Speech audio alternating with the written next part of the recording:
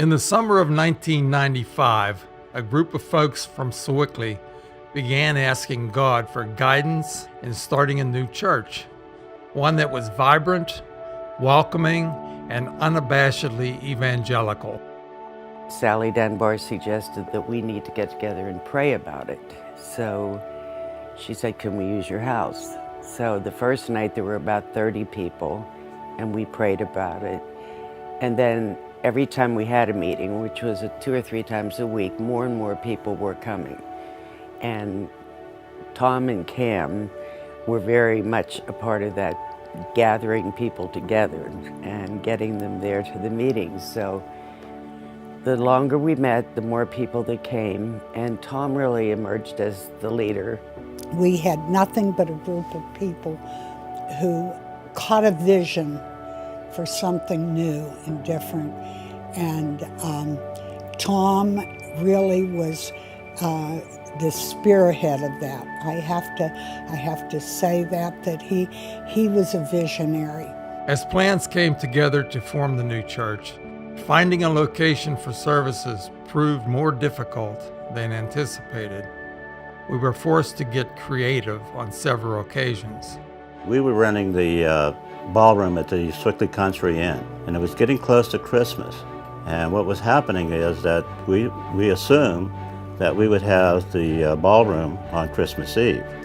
Well, we discovered that there was no room at the inn. And Tom said, "Well, no problem, we'll just rent the Majestic." Just the whole idea, like, where are we going? Trying that was fantastic. Then it came Easter. We rented the soccer arena and we set up in there for this big service, and we did have quite a few people. And we packed them in, and we realized then that we had something that was going to explode. At this point, it became obvious that having our own property and building would be essential to the continuation and growth of the new church. At the time, the Verlin Foundation was looking to sell off a piece of their property, which had been given to them by Mrs. Helen Grove.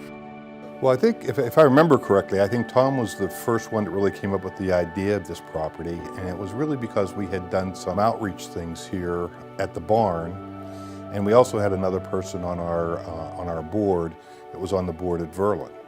Tom was, in the early days, he said, how many acres? I can still see him sitting at his table. He said, "How many acres are up there? Blah, blah, blah. What's the appraised value? Blah, blah, blah." He goes, "If they don't want to, we'll buy it. I'll buy it." He goes, "Well, there's no problem. We'll acquire the land." There just was, bigness and vision about the dude. So John and Tom, I think, made a proposal to Verlin and had Jim Gordon give the proposal to Verlin. And Jim Gordon was beside himself because he couldn't believe that they accepted. With the property acquired, construction of the original building began. Ernie Pignot, one of the church's founding members, became the construction supervisor, and Dave Doty headed up the architect committee. But it was Tom's leadership that finally allowed the church to open its doors in June of 1997. He led through hard work, a lot of perspiration, a lot of negotiation. Tom would do anything. He would step up, he would supervise. He did so much planning the building itself and working with different architects to get it and supervising every single detail. After less than 10 years at Grove Farm, the growth of the church required the addition of a larger sanctuary and a bigger area for children's and student ministries. It wasn't meant to be a 70 or 80 member church. It was meant to be a very big church, a 7-day-a-week church.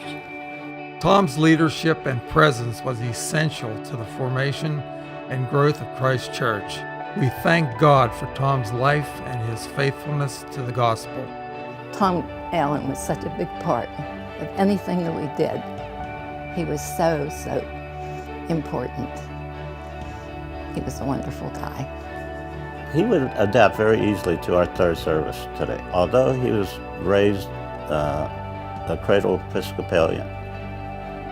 But he was, like I say, he was an innovator. He liked to do things just a little different. He made it happen. Without him, there would be no Christ Church. And every day when I walk in this church on Sunday, I think, thank you, Lord, for Tom Allen.